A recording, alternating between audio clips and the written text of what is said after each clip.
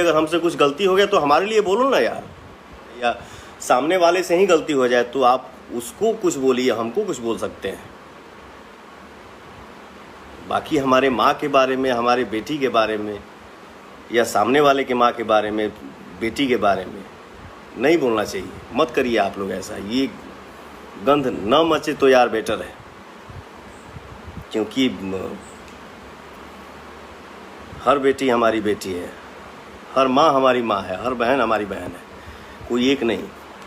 अरे वो तो बोला जाता है ना कि जिस कोख से हम पैदा हुए हैं वो तो दुनिया जानता है यार कि मैं उसका बेटा हूँ। नहीं चाहता हूँ यार कि तैस में आकर मैं कुछ बोल दूँ। सबके गाना आवे, सबको आप लोग आशीर्वाद दीजिए, क्योंकि सबके लिए आप सब ही रियल हीरो हैं।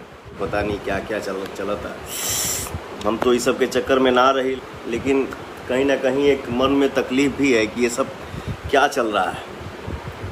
मैं नहीं चाहता हूँ कि बोलूँ,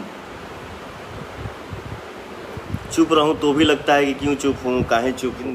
केहू के बारे में आके गलत बोलना या गाली दे देना, ये सब क्या चल रहा है अपने इंडस्ट्री में।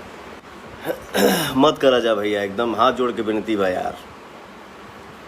नहीं तो हम भी मान लो इंसान ही हैं, लेकिन ये सही नहीं है।